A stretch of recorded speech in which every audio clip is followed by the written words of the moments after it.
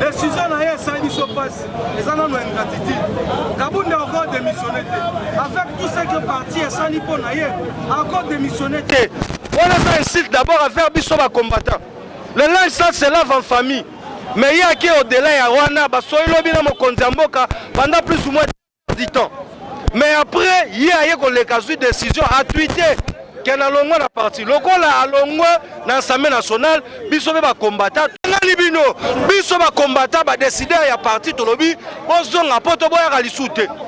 Parce que mbongo nyonso zobima bobongisa balabala bolie bosala boye bolie bosala boye bolie la majorité ya ba conseiller wana bazaki ba porte-parole ya ba musicien na poto tozana posala bango lisu na IDPS te bakende batika mboka na biso.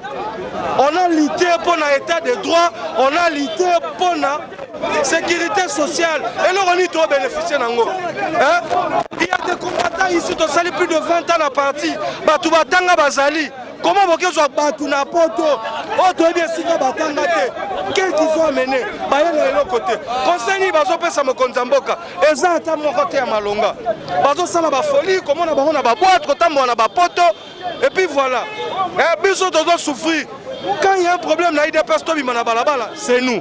Quand il s'agit de consort, on en a marre, Kabouya, Kende, Kabundi, Kende, conseiller moi la poto, Togoyi, Tobengali, Bilobiso va décider. Dès qu'on a mon lobby, va conseiller, va dégager. Est-ce que l'autre rôle n'a pouvoir, il y a Fachi, aussi en 2023. Le combattant, vous ne retrouvez pas Nabino. Oui,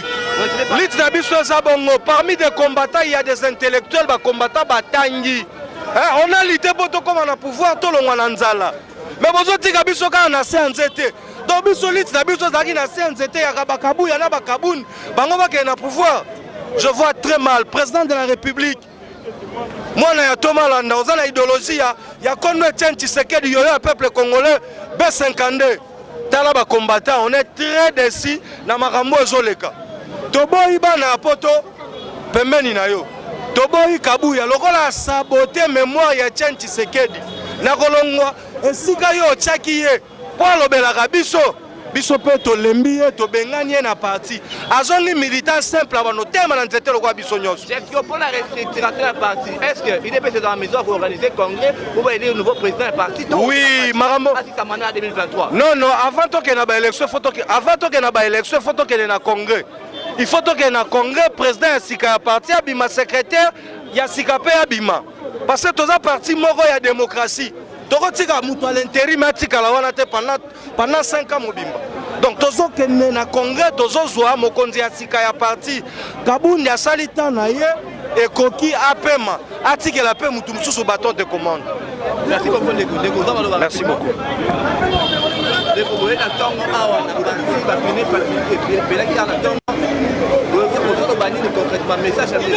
Merci beaucoup. Tout d'abord, je me présente. Le cordon adjoint de la force du progrès province Maïndom. Na banza réaction au Monaki na Tongo et ça juste que les combattants, tous allez que non, on est déçus. Tous a déçus na réaction ya président AI Kabundi. Azali ko bosana ke groupe ya FCC ndenge bako isaki en assemblée nationale. Mais effort oyo IDPS sali chef de l'État a sali pour que aye bako zonga na ngbende ya vice-président ya assemblée nationale pour que azala molobeli ya biso ba combattant na kati assemblée nationale. Mais lelo yo acte salemi le linge sale c'est lave en famille. Ayebi moko ba bêtise azali ko sala azali PCRT tant à moni voiture ba komi père JR ce sont des gardes républicains rôle ba gardes républicains partout au monde pour sécuriser les chefs de l'État et sa famille tant au moni boyo ko sala nini oko encadrer bango bazwa nzela basala nini baleka akoza la premier conseiller exemplaire. Est-ce que réaction ana ya sala ya ko tobola ba pine ko sala quoi qui ce soit? Est-ce que titulaire nae Papa Mbosso honorable à Salara Yango na chambre haute honorable Bati à Salara ba réaction ana à se contrôler et mon ba réaction à Sala. En tout cas on est marre le cola à décevoir biso à côté de mission ensemble. Alors AAP nous sommes la force du progrès L'aide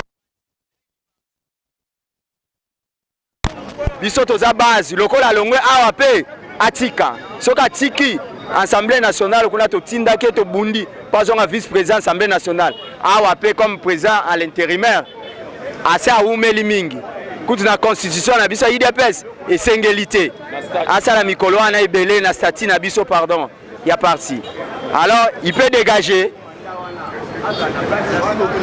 combattant Yannick Yala mouretu ban Kongo c'est comme IDPS betuke parti ya parti national bala nyon suke tuba pan mais au tuba sam na président AI qui m'a en tête yo en tête violation ya statut ya buku ya kifuka na betu ya IDPS kana ngeme banda kutanga banda IDPS tangu abetu me banda na meeting na Saint-Thérèse nebe tulombaka na président Samba Vutula ndiliaka na place nandi ya secrétaire national ya parti na betu ya IDPS mais qui m'a sala nsoni beta lante gishiki na bome sonique garde républicaine mission nandi ya tête samu na kubumba chef de l'état yazo legele famille nandi ebuna nge président AI nge feva nante modèle IDPS kimfuka na betu metanga vision na betu ke tuba état de droit et la démocratie betu ke bantu ya tête na kusonga bantu état de droit la démocratie mais kima ya nsoni ya président AI mekwe sala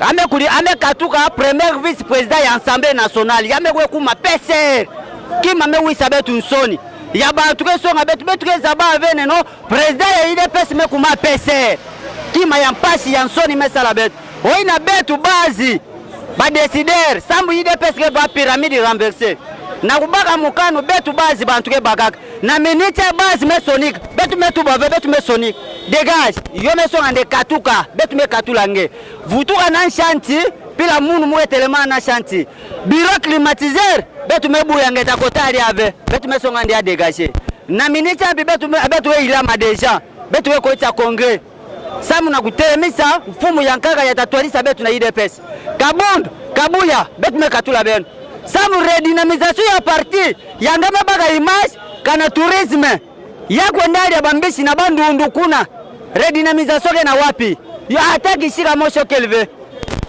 kana ngame kwenda kuna bome yambange bantu me kwenda bome pesa mombongo bome bingisa bantu mingi ngame tuba redynamisation betu ke monove nagasai chef de l'état me kwenda ata drapeau ya IDPS yayo kelve yote na Kinshasa yo kelve kabundu pardon ngeza betu ngeza ngempila ngekwisa yote kima mpashi ngame pesa betu Caroline yo vanda mafuta betu vane krije yo na Kinshasa Caroline mekuma mtalu na Kinshasa saa tinge mebubo ngeme kuma na mapeka kana ngeme bavana na moba bureau climatisé impusume kuma ngebonde ya mwana bebe ngeme kwisa na mapeka na ngena zulu ngeme tumesala IDPS hiki ngeme sala na IDPS or na kata IDPS betu bantu mesala nge betu ba ya betu me risque ba vina betu na kwe betu me kuma ba gardiennage ya kutalila ngena nzo na nkena ngena bana nange ngengele lala nanzo me betu lala nanganda saa tinge kabunu ngebe vanda reconnaissant betu me vanda na ba secrétaire ngolo na ba mbinga babakala ngolo ngeme kwa baka ba Jacquemaine Chabani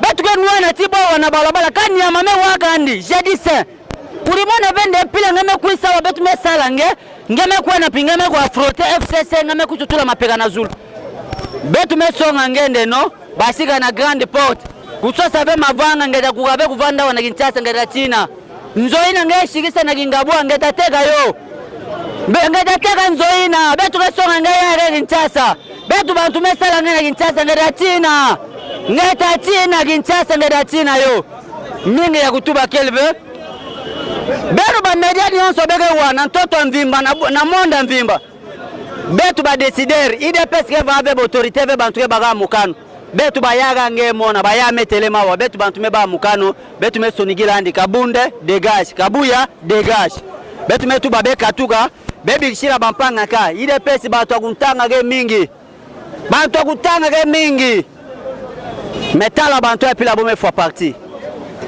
bantu bakuma kwedila na mashamba tenti sekani ya trouver normal ya banda batu mekwenda kuna le 28 asa ata ngona meluto yo meluta vetala mupepe president mekwenda na kasai bo mesonga andi ata ngona meluta ve metala mupepe bega fila betu parti betu mepesa nge chance nge mekuma kishika nge kele me betu melomba nge na luzolo anzambi abanda bubu ya ingeme mona déjà kima ya betu metulila ngena ntwala katuka na IDPS.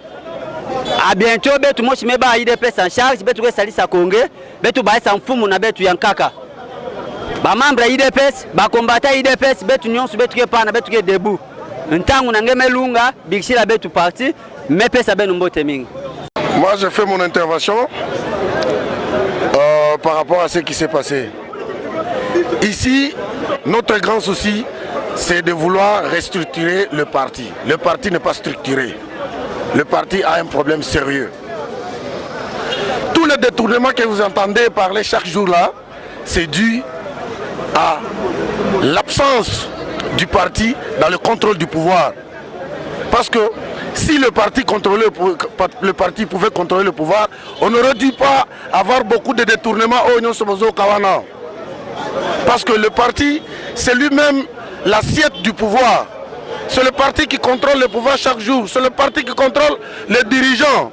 Maintenant, aujourd'hui, nous avons cédé le pouvoir aux opportunistes, aux gens qui viennent, je sais, de n'importe où, de n'importe, je sais d'où. Ils sont là, ils gèrent et ils volent l'argent. On ne sait même pas les contrôler. Pourquoi? Parce que le parti est désorganisé. Si le parti était organisé, tout ce que vous avez vu en province, par-ci, par-là, les fédéraux sont là. Il y a les fédéraux en province, il y a les nationaux en province. Ils auraient dû être là chaque jour pour surveiller les travaux et donner le compte rendu au parti. Le parti ferait le rapport au président de la République. Mais comme les choses se font à l'aveuglette, bon, chacun prend son poste, il prend l'argent comme il veut. Et c'est comme ça que le pouvoir semble être un peu au sommet. Le pouvoir, ce n'est pas le sommet, le pouvoir doit être à la base. Donc ici, le président Kabound a commis une erreur de laisser le pouvoir dans la rue, le parti dans la rue. Il a abandonné le parti. Et c'est comme ça que nous voulons restructurer le parti. C'est ça notre grand souci ici. La restructuration du parti. Et c'est le parti qui gère le pouvoir. Ici, c'est notre plus grand souci. Donc, nous demandons aux combattants de tenir fort, de ne pas abandonner. Ici, nous sommes très déterminés à aller jusqu'au bout avec notre démarche. Le président Kabound doit laisser le parti et nous devons nous prendre en charge pour réorganiser le parti et contrôler le pouvoir. Parce qu'actuellement là, on ne contrôle pas le pouvoir. Le pouvoir, je ne sais pas, le pouvoir est dans les mains de certaines personnes. Le président de la République n'est pas là pour gérer le pouvoir, le pays chaque jour. Mais le parti... Oui. Ça passait des moments difficiles dans les années passées. Est-ce que l'heure n'était pas venue pour que tous les fils, toutes les filles de l'IDPS soient soudés autour d'une vision maintenant que le parti est au pouvoir pour mieux gérer et pour avancer en ordre? Oui, bon, dans le passé, ce que nous avons connu, c'était une petite crise. Cette petite crise-là devait nous donner une leçon et c'est à partir du moment qu'on pouvait directement être prudent et prendre les choses en main. Mais on a constaté que les dirigeants du parti n'ont pas eu le temps d'étudier cette question-là et pour la prendre en main. Hein, les dirigeants du parti, à partir que la crise-là nous a frappés, ils n'ont pas voulu se mettre autour d'une table avec les autres membres du parti pour traiter la question. Ils ont voulu traiter ça comme une question privée. Et raison pour laquelle aujourd'hui, voilà là où nous en sommes. C'est ça le défaut. Ouais. Donc je crois que mon point de vue est déjà là. Vous m'avez écouté. Je crois avoir tout dit. Merci beaucoup. Bon, je me présente, je réponds de Marc Matunga, le Black Kaiser. Tout le monde me connaît ici. Je suis ici pour donner aussi mon point de vue. Personnellement, moi je trouve que vraiment le président a mal agi. Personnellement, moi je ne m'ingère pas dans ce qui ne me regarde pas, mais le président a mal agi. Il est en train d'attaquer la garde républicaine. Désarmer un soldat de la garde républicaine, c'est désarmer le chef de l'État. Moi je crois qu'il doit s'assumer. Hier, il a démissionné de l'Assemblée nationale et il a instrumentalisé un groupe de combattants. Il leur a donné 5 000 francs pour faire croire qu'ils ont refusé sa démission, comme c'était le cas avec Fachi en 2018. Raison pour laquelle moi, personnellement, je trouve qu'aujourd'hui, la base s'est prise en charge maintenant. Nous donnons notre point de vue qui est réel. Nous sommes pour la démission de Jean-Marc Kabound. Que ce soit à l'Assemblée nationale, aussi à l'UDPS, ici même, il doit aussi s'assumer. Il a démissionné, qu'il démissionne, qu'il ne donne pas une raison. Oh, vous voyez, la base a refusé. Non, nous sommes là, nous sommes pleins. Vous voyez même derrière moi, il y a des banderoles qui depuis le matin, Et il n'y a personne qui a pu les dégager. Donc réellement la base est pour le départ de Jean-Marc. Il doit partir ce gars-là. Il est parti. Au parti vraiment, qu'est-ce que nous voyons? Il n'y a aucune innovation. Aucune innovation. On a porté quoi au parti? Rien du tout. Le parti bat de l'aile sur tous les plans. Franchement, moi, personnellement, je trouve que la personne doit s'en aller. Voilà. Je vous remercie.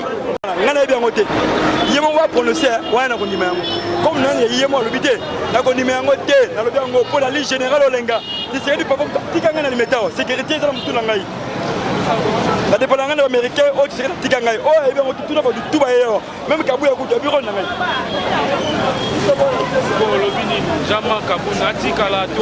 Pour Nangaï, tu peux être démissionné. Mais pour Nangaï, il faut démissionner. Alors, on a mon okopoya dans l'obité, dans le côté. Donc, à chaque place, on a. Non, les gars, au général Olenga.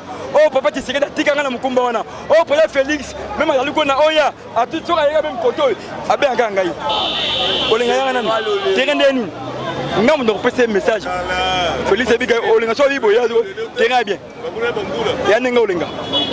Le point là, on a voté. Mais pour ton démission, on a un pas bloqué. On a bien voté. Pour moi, je vais Ngembo. Je vais aller à Maboko. 10 $, 5 000 francs, 2 000 francs. Comment vous avez ça? Mais bisoté.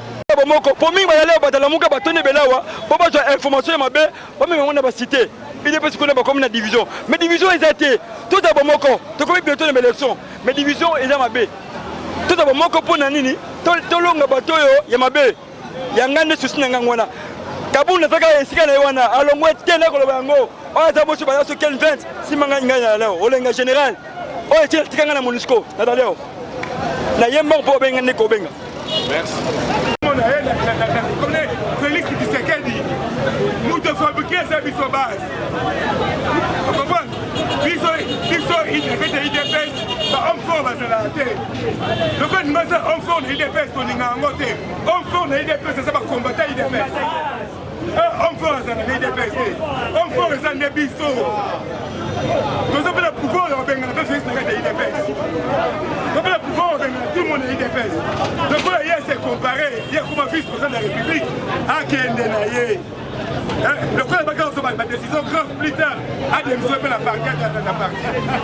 Aoudi Katanga, il y a 2000 francs à ma coloto fabriqué. Ça veut dire à créer l'association la bonne année. Comme il c'est l'union se prend l'association. Comme il sait que l'IDPS c'est ça, vous ne pouvez pas Akende. C'est le coup de comme il y a l'association Kaboul. Oh Kingani, c'est Nani Boé. Papa, la fin de l'année, à Kaboul, il va sortir de l'association. Ils sont bondis pour la partie, et dans ce moment,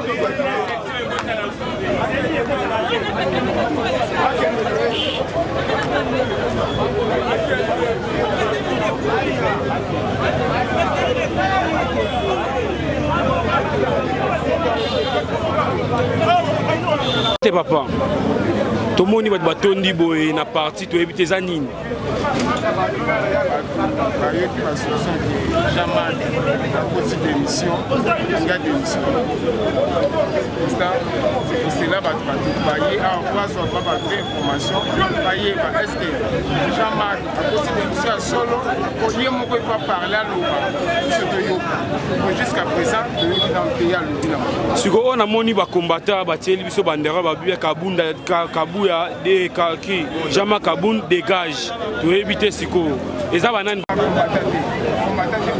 siko pona yo combattant siko lobi nini azala to ndenge nini azala Jean-Marc quand c'est ma belle Jean-Marc Kaboun ma kasi pour la IDPS a travaillé ma case pour la IDPS. En tout cas, je suis dans ma bête. Je suis dans ma bête. Ce qui est moi, c'est décidé qu'il a l'assemblée. Mais dans la partie, tout ça a besoin parce que je suis ma bête.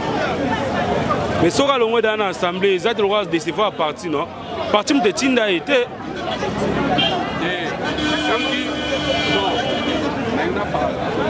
Voilà. I will continue leaks na IDPS. Jamais qu'on a banni leaks na IDPS. As a pas même premier secrétaire général de IDPS. Avant il y a tout qui bateau de sala de tombo la makasi. Voilà qui n'a pas Jack Mena, voilà qui n'a système à jeudi choc. Chaque jeudi on a balabala. wana toke tula azoboma biso na balabala nde biso batukunie tosali mafumu topesa kombo ya lestin du dernier jour ntango mafumu ayaki kosala parti na ye na kati ya siège na biso tolobaki mafumu kende mafumu akenda lelo kombo mafumu etanga mutu te jamaka akanisa te ke baassociation acréé wana nde kotombola ye mpe nde kopesi bavoi oyo eza idps idps etombola na motu ti likolo idps mpe kita ti na se kaka na siège oyo ntango félix azwaki décision eke bakunda héros na biso na cimetière ya gombe na libanda wana je crois que toprilaki totumbaki yango toyebisaki félix ke awa okota grande o félix akotaki awa na kati epuis toyebisaki félix boye félix osomona papa na yo ndenge akomi wana biso nde tosala ye pourkui apesa bande koyoka biso yo mpe ndenge oye awa soki ozoyoka biso tokosala yo plus ke papa na yo yango eloko tosala yango tomieti na magistrature suprême lelo oyo soki akomi na niveau ya akomi wana non soki akodémissionne adémissionne topesi ye bonne chance adémissionne soki akokite na assemblée akite de toutes les façons agagné déjà azwi biloko akokozwa wana agagné toza charge na ye te aza moto tolingaki mingi toyembelaki ye mingi totombolaki ye nde totombolaka basekretare me ndenge akomi na orgueil wana akende na ye.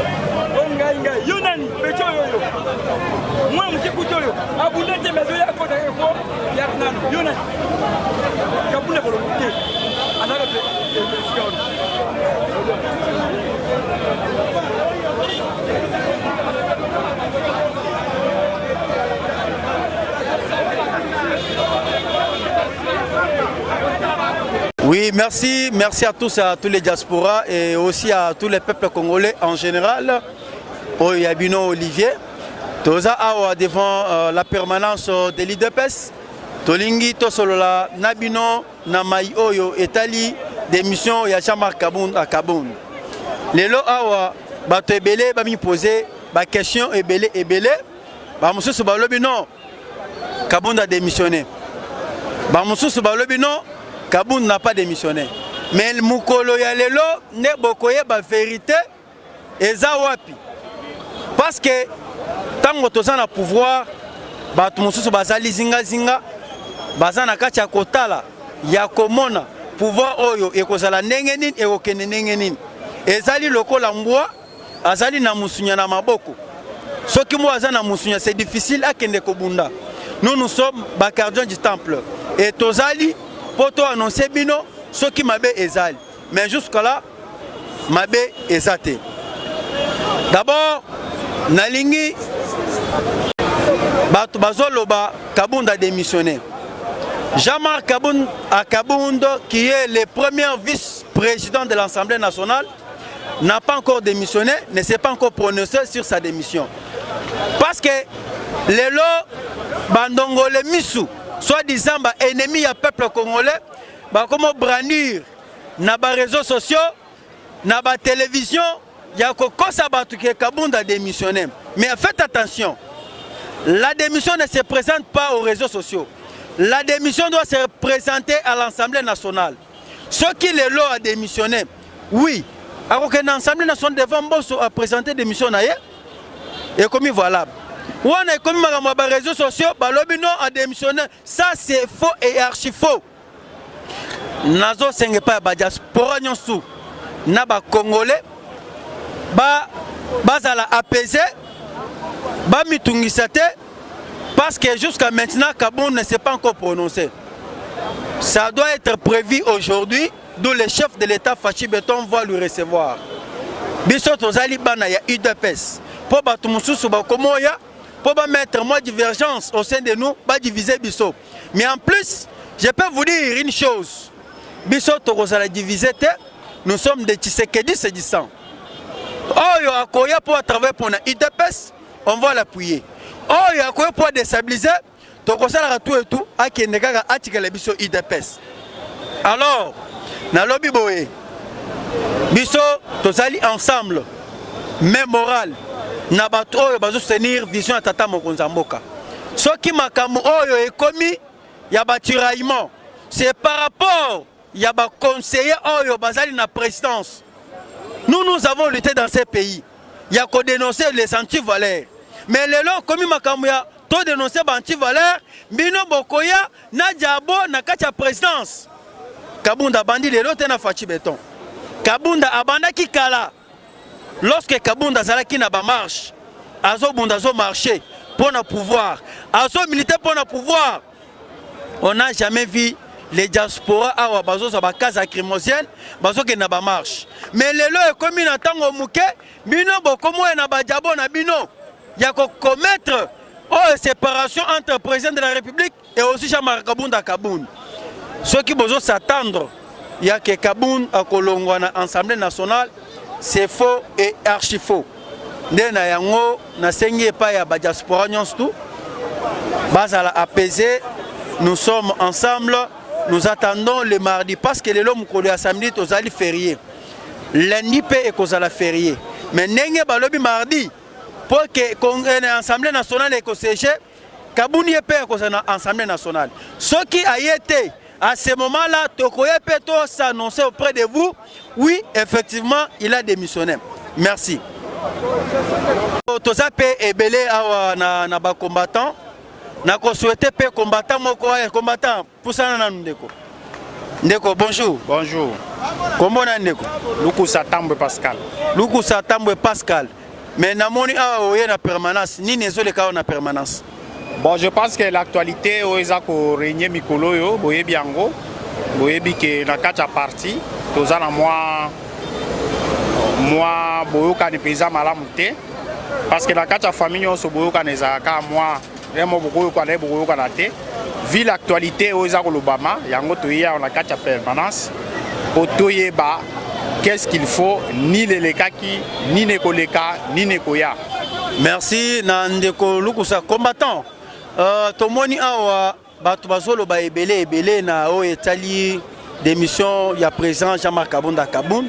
Tomoni ba mususu ba lobi a démissionné, ba mususu ba lobi a démissionné te. Wana selon propos ya ba combattant, j'aimerais que yo PCP éclaircissement ya likamo etali démission. Ozo mona nini? La classe on a la tangi démission et le bamagana sur les réseaux sociaux te démission à déclaration te démission à une nani za formalité administrative. Ça signifie que Moutou a cause à lettre démission a accueilli pas ya mokonzi na ye, accueilli pas ya chef entreprise na ye a déposé lettre de démission na ye. Très bien combattant. Mais alors pour Nayo, qu'est-ce que tu peux faire? Nini yokoki kosenga et pas ya bakonzi pour la situation oyo et ba se songer pour la démission oyo. Bon, je pense que la Guy Naya pour ça débat d'émission parce que l'émission est saminante. Naye pour ngai na sala ka débat na ma preuve jusqu'à preuve du contraire d'émission est saminante. Mais ce que je demande et là on a repéré ça conseil na ba konzi na biso ya parti ko banda na ye moko président AI bocha mai na vino hein bocha mai na vino. Moi je peux pas venir ici pour ça débat à démission tant que la monia on onté. Na yo ki ezolo bama. Mais il faut na mona avant na pesa point de vue na ngai. Mais et là on a ke na ndenge to fandi na kacha parti so ezala mutu moko azo se reprocher na eloko, c'est le moment ya ko mikitisa pe pour senga soit bolimbisi soit ko senga réconciliation parce que démission d'abord il faut tous à la claire. Tous à la claire, il y a eu problème les gars qui na Kingabwa. Ezali ba soda, ba policier na ba soda ba soani. Est-ce que Jean-Marc Kabou nous t'assoana qui na ba soda na? Est-ce que Zali garde républicain tant que Zali ba soda ba soani? est-ce que oyo asali makambo wana bapesaki ordre, est-ce que ezali comportement na ye? En ce moment là nakoki koaccuser ni Jean-Marc Aboudi te ni garde républicain te. Il y a deux personnes parce que babiki infraction est individuelle, deux personnes babendani et engagé parti na likamonini. Alors dire que atindaki policier ou atsalaki bopo asala acte wana, en tout cas moi je ne crois pas parce que les soldats militaires n'ont ordre et hiérarchie na ye. Alors en ce moment là merci combattant mais tomoni ba mususu awa bazana kacha ko lakisa ke balobi non il faut Kabunda ken pona yo ozo sepela Kabunda akene ou bien Kabunda atikala na parti mais mutu akende pour la nini pour nga nazomonelo oyo ya kokendele te. Moi je dis ceci nazolo baboye toza la kacha famille Tshisekedi toza bana ya papa Tshisekedi Kabunda kokende est-ce qu'azo se reprocher na eloko pe ata azo se reprocher na eloko il faut ka kende est-ce que nécessairement il faut ka kende likamoni nango babongisaka te toyebi ke na ba famille to bundaka to swanaka est-ce qu'il fallait ka kende? Mais c'est par rapport il y a revendication il y a ba combattant nanda kunaye to monaki mukolo ya lobby ba combattant ba kendaki ko revendiquer ba komi pe na ba mikanda ba lobby. Président Jean-Marc Kabunda Kaboun, tu dois retirer votre décision, il y a démission. Mais par rapport à Makambouana, Moussoussou, comment le non, Tozo Senga d'abord, ce qui Kaboun a démissionné, alors on a parti. Mais pour Nayo, selon point de vue Nayo, qu'est-ce que tu peux avancer et pas à téléspectateurs au Bazana Kachakolanda? Kabunde soka sali akosoki akosala po asali nanu te pe na yebite so pe akosala ngo soka sali démission na eze par rapport à fonction azanango na parlement. Bon à niveau parti, je ne vois pas est-ce que asali démission tant que aza agent ya l'état, aza député azo représenter biso na parlement, c'est il faut tout ça part des choses. Démission na eza par rapport ceux qui a démissionné, ceux qui a démissionné ça par rapport à fonction azanango na parlement. Est-ce que la partie a le big a démissionné la partie Wanande en tout cas ils a un peu il faut to banane ko démissionner na parlement. Est-ce qu'il a démissionné la partie? Il peut démissionner la parlement, il reste dans le parti à continuer à exercer fonctionner dans la partie. Bon, comme conseil au coquille copé ça pas ya ba conseil na biso ya parti ils à la président de la République ils à la bakambia parti na biso ils à la paix ba membre nyonso ya union sacrée. Quel conseil au coquille copé ça? Tu es na pouvoir pour lutter ba anti-valeur, tu es pour na ko semer ba désolation te. Tant que tu es na pouvoir tu okutana na ba banguna bachela biso ba piège par-ci par-là. Ngana osenga na public na sengi pe na ba combattant, to tomber na piège wana te. Na minute oyo munguna afani na zamba azotala po azolinga peut-être aseka.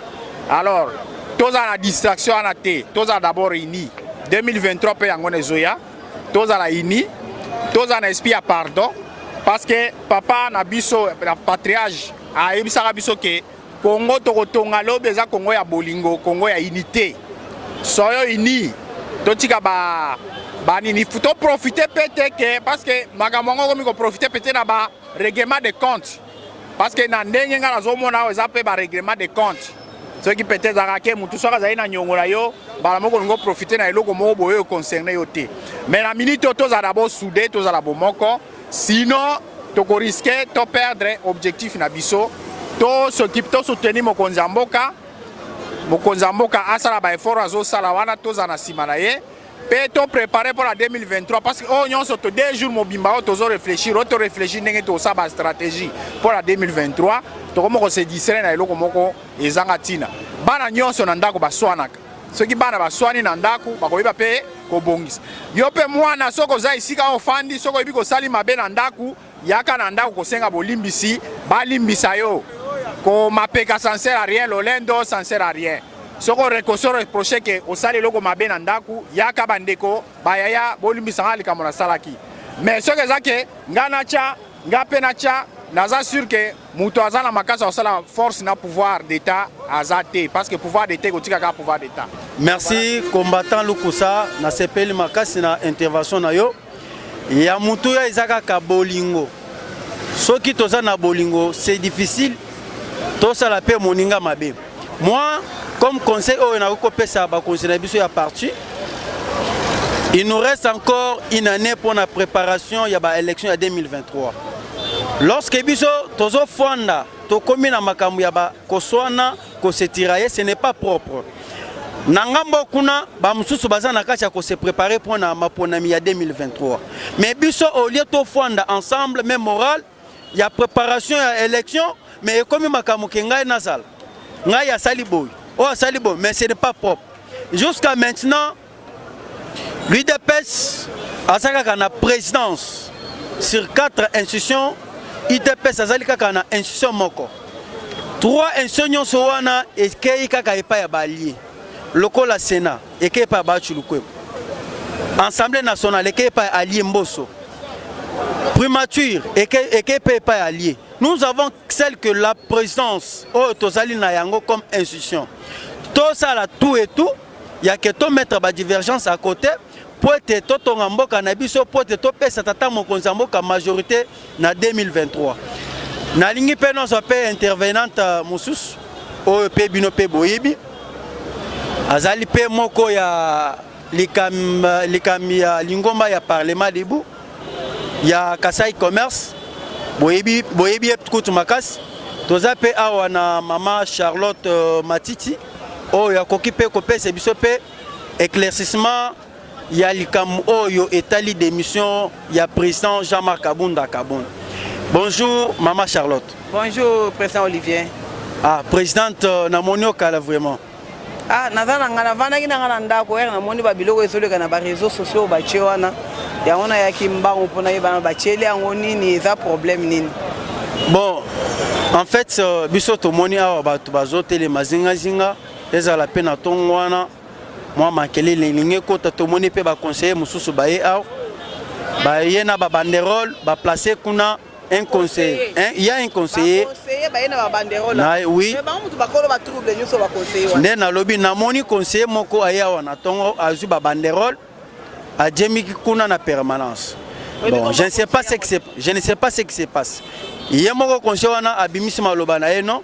Na ye na cha eloko oyo na ordre, mais je ne sais pas. Mais pour un point de vue na yo okoki kolobani. Bon, point de vue na président Olivier, zo salanga na pas pourquoi parce que ba e ango lo ba ke ba conseil mutu ba sima ba biloko oyo. Pourquoi parce que comment yo conseiller ko longwa kuna koto ko gata ko conseiller koto yibi mbongo boche ba désordre. Boche ba désordre boya bo uchi poto kuna kote bo bana ko sala ba misala na bino boye ko cha désordre aw. Yako yako cha ko banderole en tant que nani. FARDC n'a pas regretté, il fallait IDPS tous à la bonne moko. To conserver pouvoir oyo. To tika distraction to ça pourquoi parce que to ça na pouvoir basakana kana ngote. Na ko kama conseiller alongwa kuna lelo, soki lelo kabundu alongwe. Yé ko sala makamu kabundu asala. Na moni ba misu ba tuté ba lobi ke soki yakei ezana ba député mususu bazana ba ko remplacer. Est-ce que ba député wana ba ko sala musalo ya bana ko sala non. Na vie toute la reconnaissance na vie pourquoi parce que les cas ezali que na bandaki koloba boy to comme na 2023 tous en 2022 on se prépare déjà pour les élections mais babilo kwa boy réseau ya bana malamba lo bakandenge nini to vanda to zonga kati na biso to solo po eza makamu na biso moko mais na mona ki ba misusu lobi ba vandi na bar bazo sepela en tout cas eza malamu te tozali ba congolais o ezali parti na biso to conserver pouvoir et là on a yango wana to conserver pouvoir pourquoi parce que pouvoir na biso oyo ezali lokwa masekité pouvoir ezali lokwa ko sakana na ngote ezali tolobana ko loba tolobi mais Jean-Marc Kabunda soka démissionné ngana ko sepindimate pourquoi na zozong sena malobana ya lobaka lobi ke to ko sala remise et reprise na Jésus-Christ. Excusez madame. Touchi kolanda et tomoni pe na ba réseaux sociaux na oyo etali démission ya présent aye Jean-Marc Kabunda Kabunda. Okoki kopé c'est biso quand même éclaircissement na lekambwana quand même. OK, merci beaucoup. Balobi a tweeté mais a déposé lettre à démission a tweeté ndé. Tweet wana pona papa mboso azake pana elobi ninga na landi alobi ya ko recevoir démission ya mutepe ko signer ngote. Azonga na ba raison na ye atika ba na yebike ezali kanda ba erreur ezaki de tout les deux côtés. Bon, les 20 déjà tirés, tous les gens qui ont salate, à limbisa, na combo ya bateau, basala qui pona kota na ndako na ye, ozo monde. alimbisa azonga na ba raison ba peche na tikela ki parti oyo amema ou bien peut-être lobby to mona ki kokene ya mboso eza ko remettre des missions na miso na maboko mboso c'était vraiment bon mbo secrétariat mboso banota mon secrétariat na saki to bisika zalaki non abana ko tamona secrétariat na poche te secrétariat zakande na palais du peuple zakanda kwa kabundu te zana palais du peuple yango na solo bana ba combattant nyonso ba peuple congolais bana IDPS totika babiloko tozo satuka ba divergence ata soko ezali totia pembeni to batela faci na pouvoir na biso bientôt 2023 babiloko to osala ekomema biso na eloko te ba adversaire bakoseka biso tokopesa ba adversaire babeki yango na oloba na bango botika ba makambo botika Jean-Marc Kabound meka kolimbisa ndenge eleka kozwa papa azwaka ba décision bongo te nayebi ke mai esi esopane balobaka le 20 ja tiré mais tome kotia mai na kati ya bavinyo na bitia mai na bavinyo na yo bapeche na tikaki biso nulle part parti moko okolo nango akufie mema mati na pouvoir lokolo sosalaki yango en tout cas nazosenga na yo ke olobaka tokosala reprise na Jésus-Christ te tosala remise et reprise non yo kolinga yo na jete yo na jisaka bato zala wana merci pour moi le Lobayasuka. Qu'est-ce que les combattants peuvent espérer Mokolo ya mardi? Bako espérer démission ou bien bako espérer nouvelle malam vers Jean-Marc Kabound à Kabound? Ngana zo senga ba combattants ba meka ko se conscientiser ba ye ba keto luka nouvelle malam et pas Jean-Marc Kabound retrait ya démission na yo komina kati ya tweet wana ozomona ba a retirer démission wana ezopesa malamu te papa tikaki biso to tikalaki bana bitike tozuli pa to kabola atake ba musu bazuli pa balie ba musu bazuite il faut tozala bomboko po to se réunir to vanda autour ya table to kabola lipa wana to tika mindondo. Merci présidente Charlotte wana ezalaki maloba ya moko ya ba parlementaire debout nazo senga epa ya ba congolais nyonso basala confiance na tata moko zamboka Faci Béton azali belé moko. C'est que moi je peux vous dire Kabound jusqu'à là ne s'est pas prononcé pour la démission na ye bolanda makambo oyo ba ennemi ba komozo yango ya ko multiplier na ba réseaux sociaux. J'ai dit et je vous remercie.